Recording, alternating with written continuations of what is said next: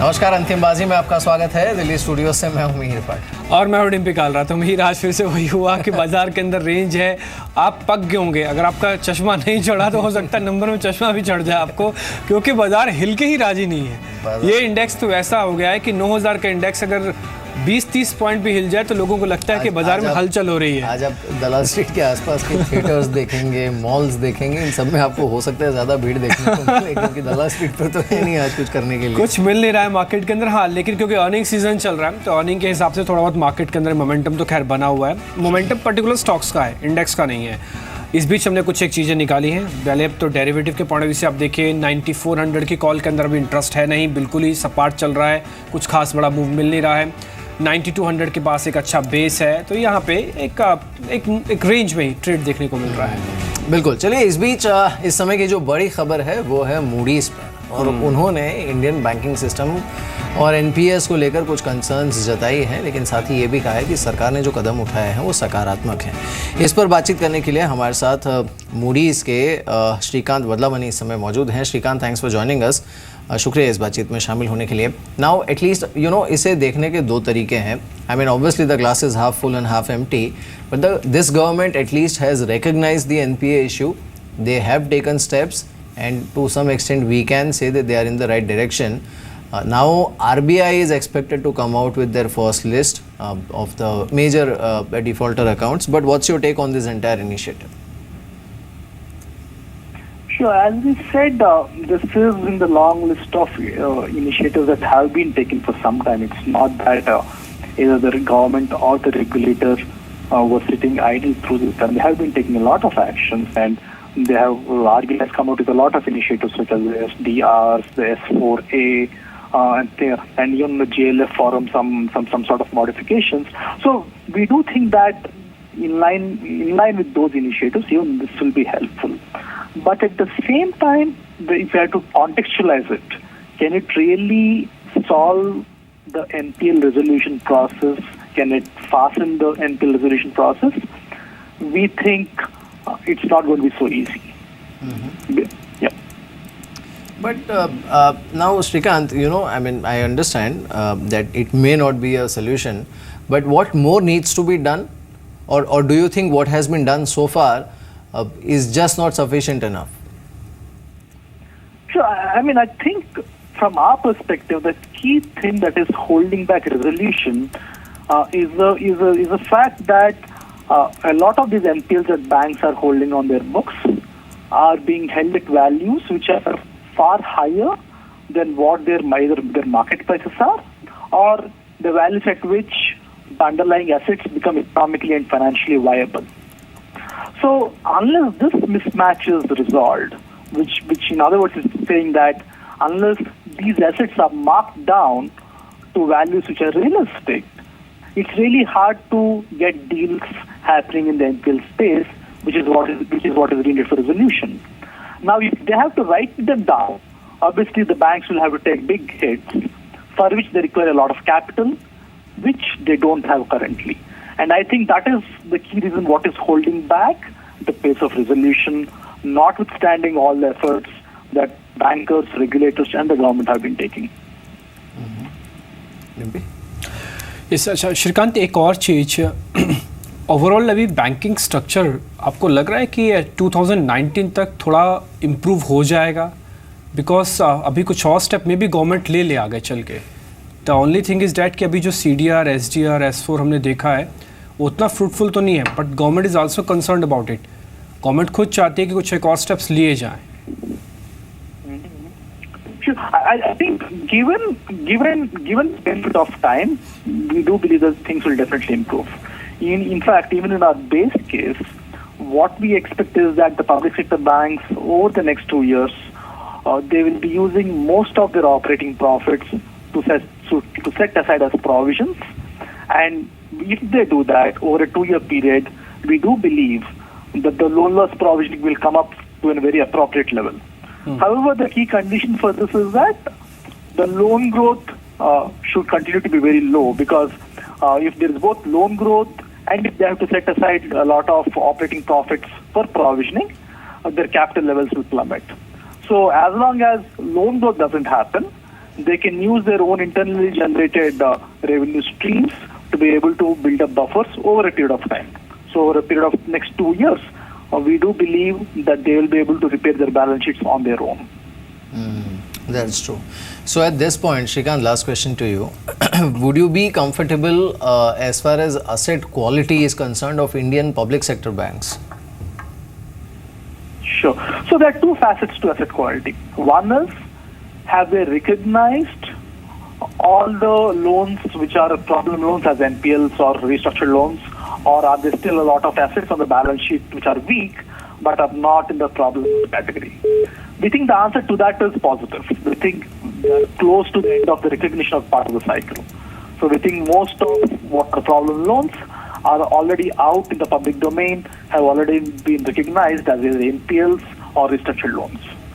But the second facet to the NPL issue is that once you have recognized the loans as an NPL, are they being provided adequately? Have they been written down to more to more realistic levels? And that is where there is a big gap, and that is what is holding back this entire resolution process. So on the recognition part, we think they have done most of the work. On the provisioning part, we think still a lot more to go. Right. All right, Shrikant. Thank you so much for joining us. Pleasure having you on the show. तो Shrikant बल्लापनी Moody से, और उनका mainly यही कहना था कि कदम तो खैर सही दिशा में है, लेकिन ये शायद पर्याप्त नहीं है. और फिलहाल जो SDR और CDR के प्रोविजंस हैं, दे आर नॉट इनफ. इसमें कुछ और होने की गुंजाइश है. खैर, आज आप देखिए जो मिड कैप बैंक्स है ना, देना बैंक के रिजल्ट्स आने के बाद मिड कैप बैंक्स में बिकवाली देखने को भी मिली है. क्योंकि देना के जो नंबर्स है उसमें एक तो प्रोविजनिंग का जो आंकड़ा था, it was way above expectation, और उसने कहीं ना कहीं जो पूरा मिड कैप बैंकिंग स्पेस है उसके सेंटिमेंट को ख़राब कर दिया. इनफैक्ट आप FNO साइड पर भी अगर देखें आज, तो वहाँ पर आज हमने सुबह ही बताया था कि कैनरा बैंक में आपको जल्दबाजी नहीं करनी है. अभी देखिए 4.5% कैनरा बैंक नीचे है. हमने सुबह एक और बैंक बताया था आपको, उसमें इंडियन बैंक था. आप देखिए उसमें भी गिरावट बनी हुई है. सरकारी बैंकों में इसलिए आपको जल्दी जल्दी F&O के हिसाब से जो हमको संकेत मिल रहे हैं एवरेज नहीं करने चाहिए, क्योंकि स्टीप राइज इसके अंदर आता हुआ दिखा. आप देखिए इंडियन बैंक अभी भी ये इंट्राडे लो, कैनरा बैंक इंट्राडे लो, ये दोनों फ्यूचर्स के हैं. कैनरा बैंक ज़्यादा लिक्विड है, ट्रेडर्स को बहुत पसंद आता है, इसलिए हमने रखा. इंडियन बैंक हाल ही में ऐड हुआ F&O के अंदर, इसलिए हमने रखा कि ट्रेडर्स कुछ फंस जाते हैं इसके अंदर. हाँ, लेकिन फ्रंट लाइन काउंटर्स के अंदर खासकर अगर आप SBI PNB देख रहे हैं, उसके अंदर इतनी तेज़ गिरावट नहीं आपको मिलेगी, क्योंकि ये डाइवर्जन हो गया था कुछ फ्रंटलाइन बैंक्स का और कुछ मिड कैप बैंक्स का, जहाँ पे बहुत तेज़ी से मूव आया था मिड कैप बैंक के अंदर. वहाँ पे क्लियर कट प्रॉफिट बुकिंग देखने को मिल रही है. ये एक पॉइंट तो है नोटिस किया. लेकिन इसके अलावा मिहिर, एक और चीज़ हमने जो बैंकिंग में ही नोट की कि एक्सिस बैंक, ICICI और HDFC ये बैंक निफ्टी को ज़्यादा नुकसान नहीं पहुँचा रहे हैं. ये डाइवर्जन अब रिवर्स ऑर्डर में हो गया है. पहले सरकारी बैंक चलते थे, प्राइवेट टूट रहे थे, अब प्राइवेट ज़्यादा टूट नहीं रहे हैं. ICICI बैंक देखिए आप ऑलमोस्ट फ्लैट, HDFC हरे निशान में, और इसके अलावा एक्सिस बैंक ये भी 500 के ऊपर ही होगा. तो ये शेयर अब बाजार की सपोर्ट में उतर आए हैं. बिल्कुल. चलिए, इस बीच हमारे साथ अब और एक ख़ास मेहमान जुड़े हैं. हिमांशु व्यापक हमारे साथ जुड़े हैं रिलायंस म्यूचुअल फंड के. उनसे बात करते हैं, और साथ ही अंशुल सिंघल हमारे साथ जुड़े हैं कोटक से, उनसे भी बात करेंगे. शुक्रिया आप दोनों का हमारे साथ इस बातचीत में शामिल होने के लिए. हिमांशु, पहला सवाल तो आपके लिए है. Now it's an interesting news जो सेबी की तरफ से आई है. People are used to of shopping on e-wallets और थ्रू ई-वॉलेट्स आई वुड से, लेकिन ये ई-वॉलेट्स के ज़रिए म्यूचुअल फंड्स में इन्वेस्टमेंट या फिर आई वुड से शॉपिंग करना, ये बड़ा इंटरेस्टिंग है अपने आप में. So what is your reaction to this?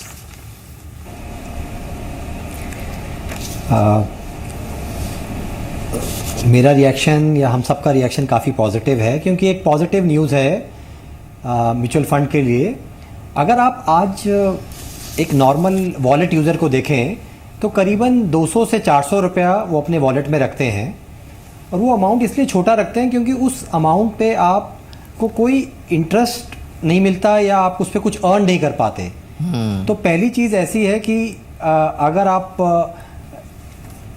अगर आप डिजिटल वॉलेट के थ्रू आप म्यूचुअल फंड में आप परचेज़ कर पाएंगे, तो एक तो बहुत बड़ी कन्वीनियंस है फॉर मैनी न्यू इन्वेस्टर्स, क्योंकि आजकल करीबन 9 करोड़ ट्रांजैक्शंस हो रही है महीने की डिजिटल वॉलेट्स पे, और छोटी जगह से और बड़ी जगह से, शहरी और ग्रामीण दोनों जगह से काफ़ी, तो आज वो सब लोग म्यूचुअल फंड का बेनिफिट ले पाएंगे और अपना जो आइडल मनी है या जो आइडल बैलेंस पड़ा हुआ है उस पर एक्स्ट्रा रिटर्न या अर्निंग कर सकते हैं। तो मुझे लगता है कि ओवरऑल पूंजी बाजार के लिए, म्यूचुअल फंड के लिए और वॉलेट कंपनीज के लिए काफ़ी अच्छा और पॉजिटिव कदम है ये। ठीक है। अच्छा हिमांशु, एक और चीज़, क्या रिलायंस म्यूचुअल फंड ने जो भी ये रिडम्पशन को लेकर कुछ इनोवेटिव आइडियाज़ के साथ आप उतरे हैं, वो क्या है, एक बार आप थोड़ा विस्तार से बताएंगे हमको?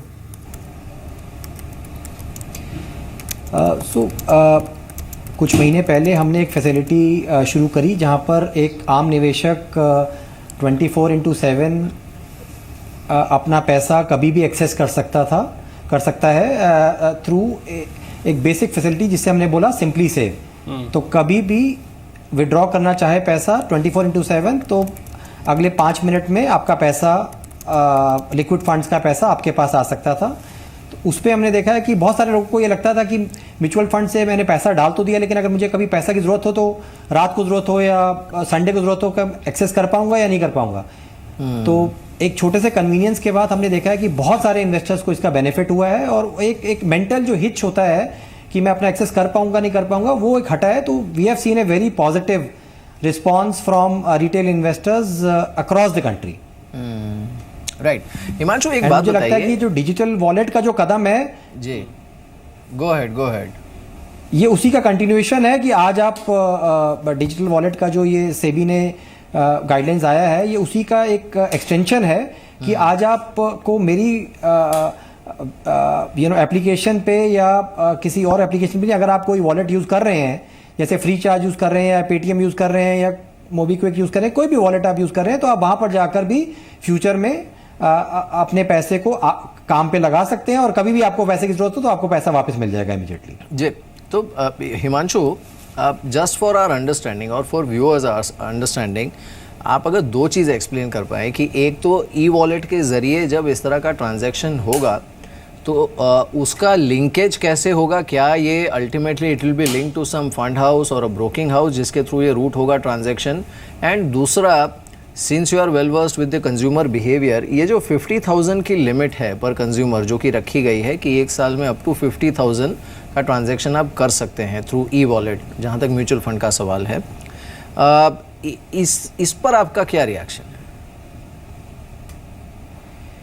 सो ये दोनों चीज़ों पे, पहली चीज़ ऐसा है कि एक आम निवेशक, जैसे हमारा एक टाई अप है फ्री चार्ज के साथ, जहाँ पर एक आम निवेशक जो वॉलेट यूज़ कर रहा है आज अपने बाकी खर्चों के लिए, अपनी बाकी शॉपिंग के लिए, वो आज सेविंग के लिए भी यूज़ कर सकता है। तो आज आप वॉलेट पे आते हैं और एक सिंपल बटन दबाते हैं जिससे आपका पैसा जो खाली पड़ा हुआ है उसको आप काम पे लगा सकते हैं।